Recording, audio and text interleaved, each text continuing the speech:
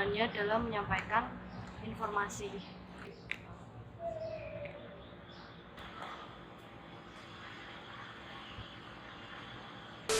Halo everyone, nama aku Ajeng Sriandayani. Thanks sudah mampir ke video ini. Di video kali ini aku bakal ngomongin tentang komunikasi kepemimpinan. Kalau ngomongin soal komunikasi, pasti yang terlintas di pikiran kalian itu tentang proses berbicara, mendengarkan, dan menggibah. Tapi bentar, jadi komunikasi adalah proses penyampaian berita dan ide dari suatu sumber berita ke suatu tempat tujuan. Bener kan? Yang ini namanya gibah. Nah, sumber berita dan tempat tujuan dalam proses komunikasi itu berupa pikiran manusia. Berita-berita yang disampaikan itu misalnya berupa buah pikiran, uraian suatu hal, atau kesan-kesan. Wujud berita itu dapat merupakan suatu perintah, permohonan, pertanyaan, atau pernyataan. Kegiatan komunikasi di dalam suatu organisasi bertujuan untuk membangun saling pengertian dan menyamaratakan pengalaman di antara anggota organisasi. Dengan adanya komunikasi yang baik, suatu organisasi dapat berjalan dengan lancar. Sebaliknya, kurangnya atau tidak adanya komunikasi, organisasi dapat berantakan. Oleh karena itu, kepemimpinan dalam organisasi sangatlah penting, karena keberadaan pimpinan menjadi salah satu ujung tombak dari keberhasilan dalam organisasi. Terkait dengan kepemimpinan, maka komunikasi yang baik sangatlah penting dimiliki oleh seorang pemimpin, karena berkaitan dengan tugasnya untuk mempengaruhi, membimbing, mengarahkan, mendorong anggota untuk melakukan aktivitas tertentu guna mencapai tujuan yang telah ditetapkan, serta mencapai efektivitas dalam kepemimpinan, perencanaan, pengendalian, koordinasi, latihan, manajemen konflik, serta proses-proses organisasi lainnya. Lalu bagaimana mungkin komunikasi bisa berjalan dengan baik jika seorang pemimpin tidak memberikan kenyamanan? Malahan yang ada adalah ketakutan bagi bawahannya dalam menyampaikan informasi. Nah, coba kita bahas satu-satu, mulai dari komunikasi kepemimpinan yang tepat dulu deh. Pemimpin yang efektif pada umumnya memiliki kemampuan komunikasi yang efektif, sehingga sedikit banyak akan mampu merangsang partisipasi orang-orang yang dipimpinnya. Dia juga harus piawai dalam melakukan komunikasi, baik komunikasi verbal maupun non-verbal. Komunikasi verbal yang baik dapat dilakukan dengan menggunakan tutur kata yang ramah, sopan, dan lembut. Komunikasi non-verbal dapat dilakukan dengan mengkomunikasikan konsep-konsep yang abstrak, misalnya kebenaran, keadilan, etika, dan agama. Secara non-verbal, misal menggunakan bahasa tubuh. Saya kan yang mimpin, kenapa harus sopan? Toh wewenang di tangan saya, mereka harus respect dong sama saya. Nah, pemimpin yang mempunyai komunikasi yang tepat gak akan berpikir demikian. Sebagai manusia, jika kita ingin dihormati, maka kita harus menghormati. Jika kita ingin didengarkan, maka kita harus mendengarkan.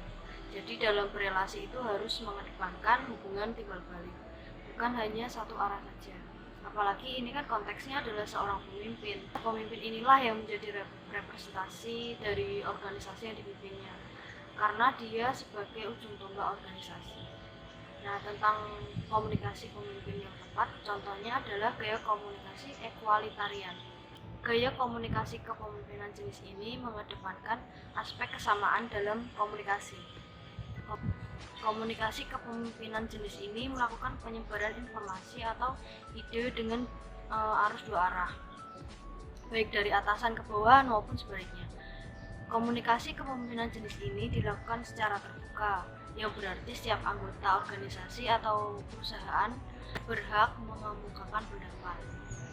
Pemimpin akan memberikan ruang bagi bawahannya untuk memberikan pendapat terhadap pengambilan keputusan organisasi atau perusahaan. Komunikasi berjalan santai dan tanpa intimidasi. Jadi nggak akan ada tuh anggota yang ngomongin pemimpinnya pas jam makan siang. Dalam gaya komunikasi kepemimpinan ini, pemimpin memiliki kemampuan dalam menjalin hubungan yang baik, sehingga timbul keterbukaan antara atasan dan bawahan maupun antar bawahan. Pemimpin mampu membangun komunikasi baik formal maupun non-formal dengan anggota dari organisasi atau yang nantinya membuka kesempatan bagi tiap anggota untuk bertukar informasi dan gagasan. Kalau aku memandang tentang gaya komunikasi equalitarian ini, itu pemimpin ya sosoknya sebagai seorang leader. Jadi dia berdiri di barisan paling depan untuk membantu menarik beban bersama-sama anggotanya. Kalau menurut kalian komunikasi pemimpin yang tepat itu gimana sih? Coba komen di bawah. Selanjutnya, setelah kita ngomongin komunikasi yang tepat, sekarang saatnya kita ngomongin komunikasi kepemimpinan yang kurang tepat, bahkan cenderung nggak tepat. Gaya komunikasi kepemimpinan yang nggak tepat contohnya adalah gaya controlling. Iya, kayak pacarmu yang posesif itu. Gaya komunikasi kepemimpinan model ini mementingkan kendali atas organisasi atau perusahaan. Pemimpin dengan gaya komunikasi controlling akan membatasi dan cenderung mengatur perilaku, pikiran, dan tanggapan bawahannya.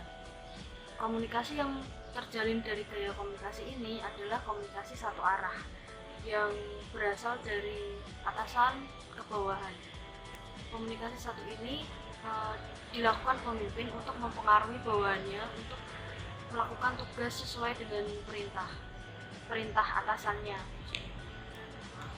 Jadi kalau pembahasan kita tadi pemimpin itu sebagai sosok leader, kalau pemimpin yang ini tuh sosoknya lebih ke bos. Jadi dia mengacu pada posisi atau kekuasaan, di mana pemimpin memiliki kekuasaan atas bawahannya. Karena posisi ini dia merasa punya kedudukan yang lebih tinggi dan bawahan harus mengikutinya untuk mencapai tujuan. Fokusnya adalah hasil dan keuntungan perusahaan. Mereka nggak fokus ke perkembangan kamu, tapi lebih ke kamu itu harus bekerja dengan baik dan menguntungkan perusahaan. Karena jika kinerjamu jelek dan nggak bisa memberi keuntungan buat perusahaan, pemimpin itu akan merasa posisinya terancam. Jadi pemimpin yang ini jelas nggak mau ribet-ribet ngajari anggotanya atau bawahannya. Tapi kalau kerja bawahannya baik dan menghasilkan keuntungan, dia akan merasa bawahannya berhasil itu karena dia adalah pemimpinnya. Karena itu, ketika memberi tugas atau pekerjaan, dia terkesan menyuruh atau memerintah. Dia akan memberitahu tugas apa yang harus dikerjakan, bagaimana tugas itu harus dilakukan, dan mengawasi. Misalnya, bulan depan kita ada event webinar.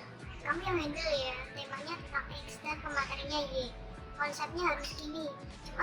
Jumat proposalnya jadi ya. Nah, jadi bawahannya itu nggak diberi ruang untuk menyampaikan opini, aspirasi, dan kritikan. Ya sebatas kamu harus mau ketika disuruh ini itu. Pemimpin menentukan gambaran besar seperti apa pekerjaan yang harus dilakukan dengan cara melakukannya. Kamu harus mengikuti setiap instruksi darinya, karena pemimpin itu merasa dia yang paling tahu cara kerja mana yang berhasil.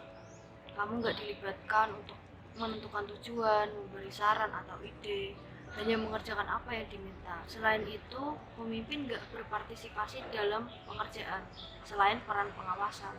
Kamu pernah nggak ngalamin kerja diawasi? Nah, istilah ini biasa disebut micromanaging. Ini membuat seseorang lebih stres karena nggak diberi kebebasan untuk menyampaikan ide atau pemikirannya. Ruang untuk mengembangkan kreativitas jadi dibatasi. Ketika kamu mengerjakan proposal dan ternyata hasilnya kurang sesuai atau ada yang salah, alih-alih diapresiasi karena sudah bekerja keras atau diberi solusi, kamu akan disalahkan karena nggak bisa bekerja dengan baik. Pemimpin ini lebih fokus kepada hasil. Dia nggak melihat proses di balik pengerjaan proyek itu. Cara dia memotivasi anggotanya itu adalah dengan sistem reward dan punishment. Jadi kalau kerjamu bagus, kamu diberi reward. Tapi kalau jelek, kamu diberi punishment. Masih mending kalau dikasih reward. Malah kadang cuma ucapan makasih doang. Kalau kerjamu jelek atau salah, dia bisa menakut-nakuti kamu akan mendapatkan hukuman potong gaji 5% misalnya. Tapi ketika kamu mengerjakan proposal dan webinar berjalan lancar, gak jarang dia akan bilang, ini karena saya nih, makanya proyeknya bisa berjalan dengan lancar. Padahal yang mengerjakan proyek itu adalah kamu, tapi dia merasa itu berhasil karena pemimpinnya. Kok rasanya ngegas sih ngomongin komunikasi kepemimpinan yang gak tepat ini? Ya gimana enggak, pasti di antara kalian banyak yang relate kan. Coba dong komen di bawah, dari hal yang aku sebutin tadi, perlakuan mana yang pernah kalian dapetin dari pemimpin sewaktu kalian kerja atau bergabung sama organisasi. Gaya komunikasi seorang pemimpin bisa menentukan pola dan bentuk komunikasi dari organisasi tersebut. Hal ini terjadi karena pemimpin tersebut memiliki wewenang sendiri. Biasanya gaya komunikasi pimpinan mengadopsi dari pengalaman sebelumnya ketika ia memimpin di tempat lain atau memiliki usaha dalam bidang lain, dan mengkombinasikan dengan kepribadian dari pemimpin tersebut. Inilah yang menentukan gaya komunikasi pemimpin. Seorang pemimpin harus mampu untuk menempatkan posisi komunikasi yang ia terapkan dengan sifat yang terbuka dan tidak ada yang disembunyikan atau ditutupi terkait perihal kerja dan perihal organisasi, guna kepentingan dan kemajuan bersama. Meskipun komunikasi terbuka belum tentu memberikan jaminan yang terbaik untuk organisasi. Terima kasih buat kalian yang udah nonton video ini sampai akhir. Jangan lupa untuk komen atau misalnya ada koreksi atau pendapat lain. Hope you enjoy this video. Kalau kamu suka videonya, silahkan like. Kalau nggak suka boleh dislike. At least kalian kasih tahu alasannya kenapa ya. Stay safe and stay healthy.